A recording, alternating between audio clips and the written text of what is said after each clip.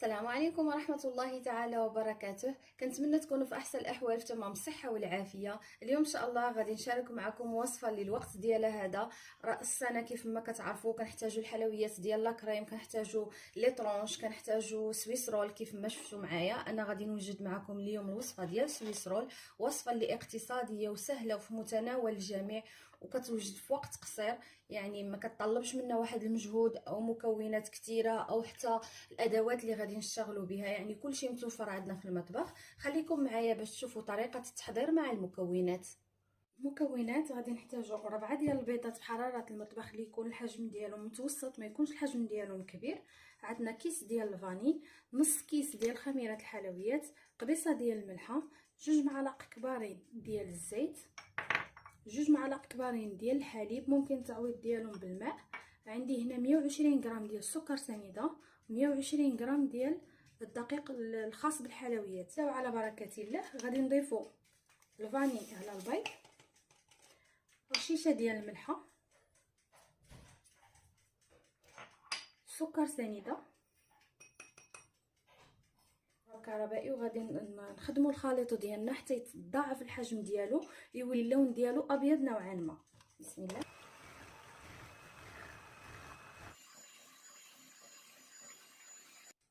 كيف ما كتشوفوا الخليط ديال البيض كيرجع اللون ديالو ابيض على هذا الشكل. دابا غادي نضيف الزيت، 2 معالق كبار كيف ما قلت لكم من قبل، وغادي نضيف دابا الحليب،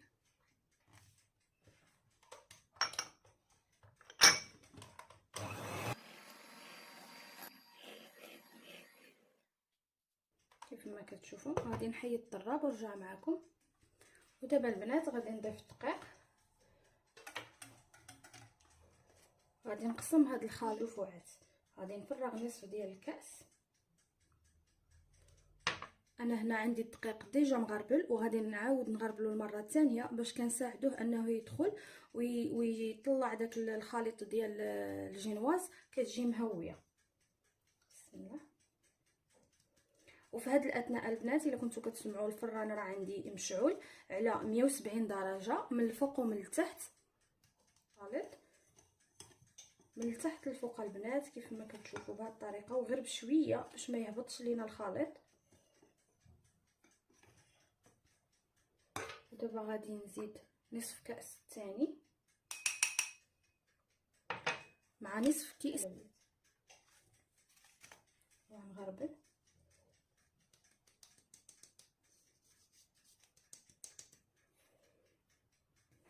ونخلط بنفس الطريقه من التحت للفوق غير بشويه حتى يدخل لينا داك الدقيق في الخليط ديال البيض. كيف ما شفتوا الخليط ديالنا واجد.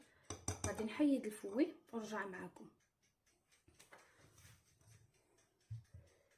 هنا البنات انا خديت الصينيه ديال الفران ديال الضوء، هاد المربعه راها معروفه. غادي نفرغ فيها الخليط كيف ما كتشوفوا.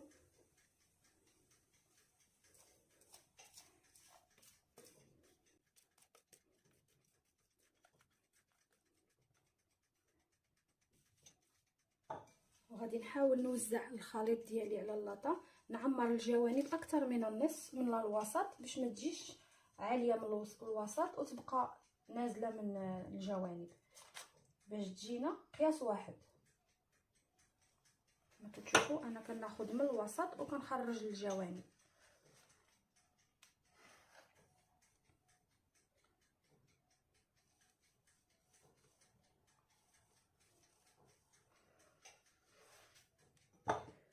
ناخذوا اللاطه ديالنا كنمشيوها شويه ونخبطوها فوق سطح العمل باش كيتساوى الوجه ديالها، ولا كاين شي فقاعات بحال هادو كما كتشوفوا كيخرجوا. ودابا غادي ندخلها الفران كيف ما قلت لكم على درجه حراره 170 من الفوق ومن التحت لمده ديال 10 دقائق بالحساب. غادي ندخلها معكم الفران ونرجع معكم تشوفوا الشكل ديالها. وهنا البنات من بعد ما دخلت الجينواز ديالي الطيب غادي ندوز نوجد معكم الكولي ديال الفواكه الحمراء اللي غادي نزين به السويس رول من الداخل. غادي نحتاجو 250 غرام كيف ما كتشوفوا هنا ديال الفواكه المجمده.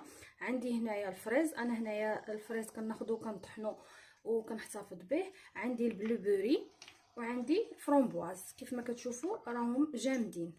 كناخذوا واحد الكاسرونه كنفرغوا فيها داك الفواكه، كلشي ديجا عندي هنا مغسول. غادي نزيد عليهم 4 المعالق كبارين ديال السكر سنيده، وغادي نوضع كلشي فوق النار. ما غادي نضيف لا ما لا حتى شي حاجه، غادي يطيبوا غير في ديك الماء ديالهم اللي غادي يرخيو.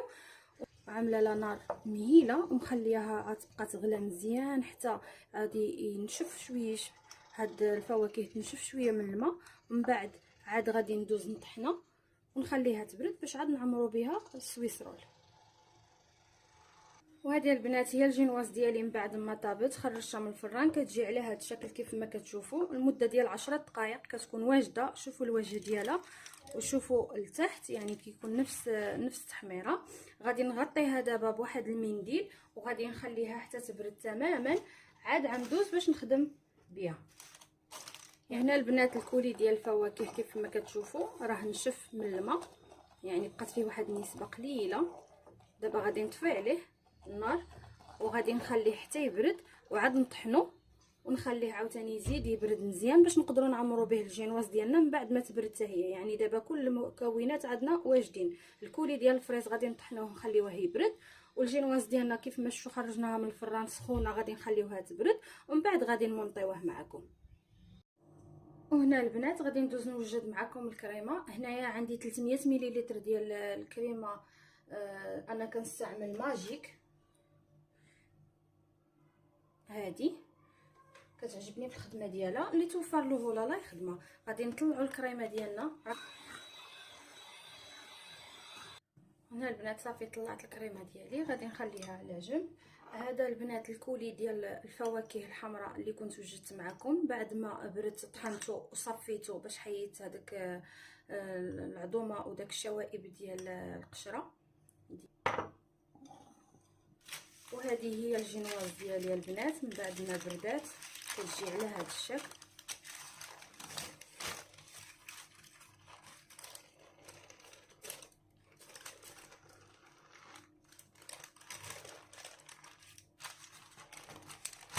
كتجي ناجحه البنات كيف ما كتشوفوا، بنات هشيشه.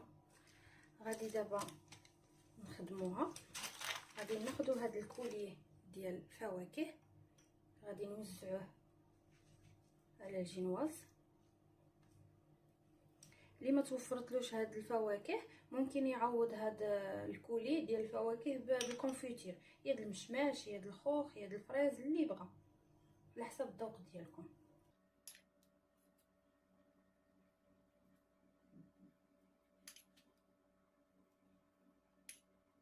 نخلي واحد الكميه باش غادي نضيفها للكريمه باش نزينو بها الوجه ديالو.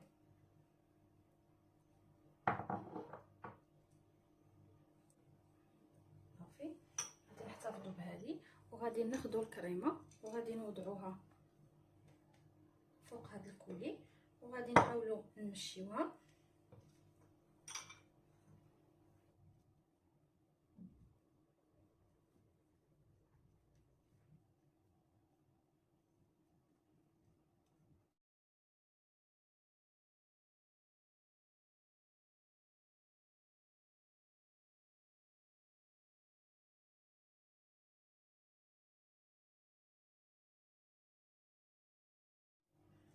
في هذه الاثناء البنات الا بغيتوا تضيفوا شي اضافه هنايا مثلا فواكه ديال هاد التوت او الفرامبواز تقطعوه مربعات صغار وديروه هنا، كيبقى لكم حريه الاختيار. دابا انا غادي نحتفظ بها غير هكا وغادي نبدا نلف من هنا وغادي نحاول نزير يدي في اللفه الاولى وانا غاده وانا كندفع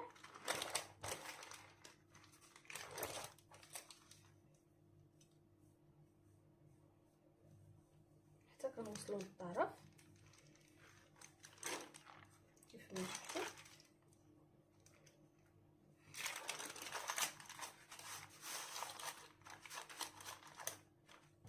نزيروه مزيان ونجمعوه، وغادي نوضعوه في الكونجيلاتور حتى يدوز واحد ساعه ديال المكانه، عاد ندوز باش نزينو معكم. ودابا البنات من بعد ما دازت ساعه ديال السويس رول في الكونجيلاتور، غادي ناخذوا الكريمه ديالنا. كيف ما كتشوفوا الكريمه اللي بقات لي زدت عليها داك الكولي ديال الفواكه الحمراء اللي درت وسط سويس رول باش عطاتنا هذا اللون الغوزي كيف ما كيبان لكم. احتفظت بواحد شويه في البوش باش نزين به الوجه ديال السويس رول. وكذلك غادي نحتاج في التزيين هاد الحبات ديال الكرز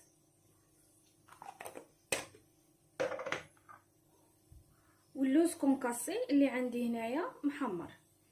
بالنسبه للتزيين كيبقى على حسب الرغبه ديالكم. وغادي ناخذ الكريمه ديالي وغادي نمشيها على الجينواز، نغطيوه كله بهاد الكريمه.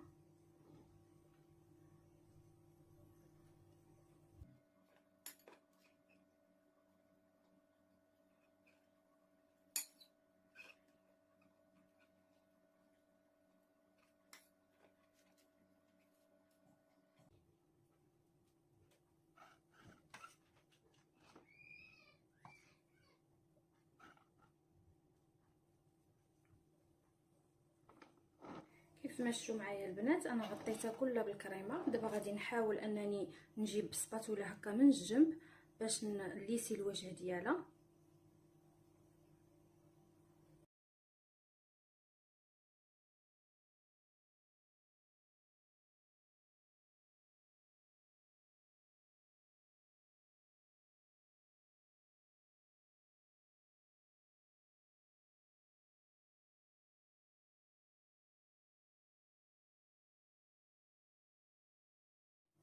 دابا البنات كناخذوا الكريمه ديالنا كنعدلوا داك الوريضات بحال هكا.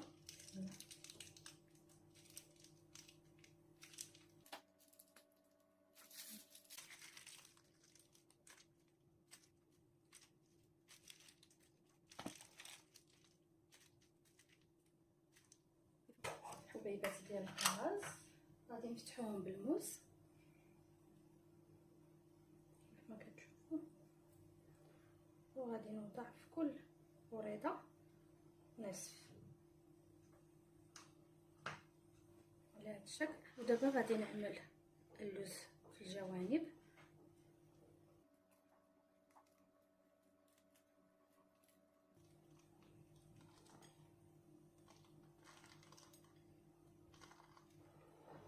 الجانب الثاني كذلك.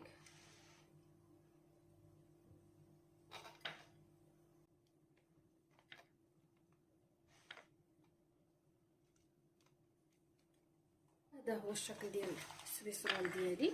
دابا غادي نرجع ندخلو الكونجيلاتور حتى يشبر راسو مزيان، عاد ندوز نقطعو معكم ونقدموه في طبق ديال التقديم. وهذا البنات كان هو الشكل النهائي ديال السويس رول اللي وجدت معكم اليوم. كيف ما كتشوفوا الشكل ديالو عن قرب من بعد ما كان عندي في الكونجيلاتور كيف ما قلت لكم باش الكريمه كتثبت عليه والتزيين اللي درنا له. هذا هو الشكل ديالو عن قرب كيف ما كتشوفوا كيجي الشكل ديالو جميل من الداخل. وكيف ما شفتوا معايا في الفيديو كان الطريقه ديالو سهله. انا غادي ندوز نقطع معكم واحد طرونش باش تشوفوا كيفاش كيجي من الداخل. بسم الله.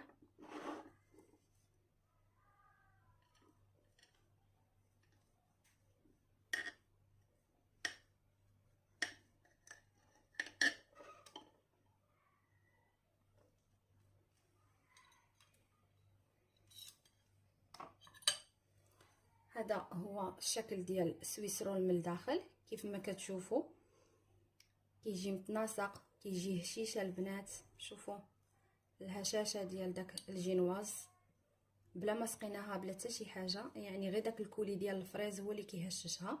كنتمنى الوصفه ديال اليوم تنال الاعجاب ديالكم، وما تنساونيش من لايك ومن البارطاج مع الاهل والاصدقاء. واذا كنتوا اول مره كتزوروا القناه ما تنسوش تفعلوا الجرس باش يوصلكم كل جديد. والى اللقاء في وصفه قادمه ان شاء الله. مع السلامه.